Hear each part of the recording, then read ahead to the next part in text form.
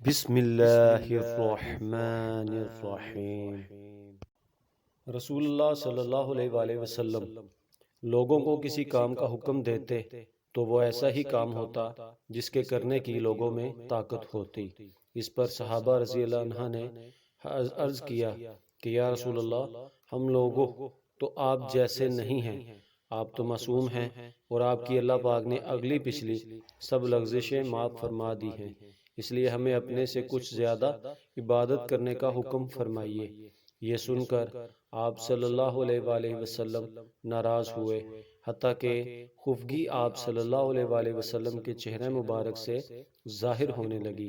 پھر فرمایا کہ بے شک میں تم سب سے زیادہ اللہ سے ڈرتا ہوں اور تم سب سے زیادہ اسے جانتا ہوں، بس تم مجھ سے بڑھ کر عبادت نہیں کر سکتے۔ صحیح بخاری بک 2 حدیث نمبر 13۔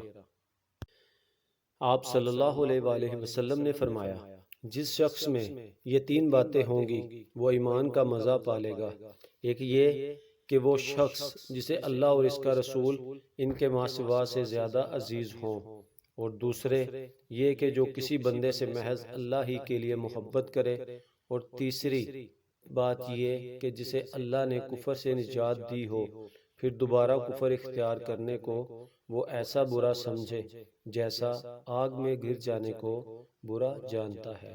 صحیح بخاری بک 2 حدیث نمبر 14۔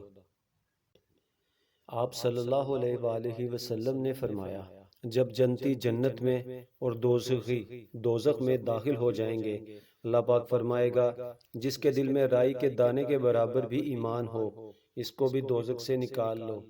تب ایسے لوگ دوزخ سے نکال لیے جائیں گے اور وہ جل کر کوئلے کی طرح سیاہ ہو چکے ہوں گے، پھر زندگی کی نہر میں یا بارش کے پانی میں ڈالے جائیں گے۔ اس وقت وہ دانے کی طرح اگ آئیں گے جس طرح ندی کے کنارے دانے اگ آتے ہیں۔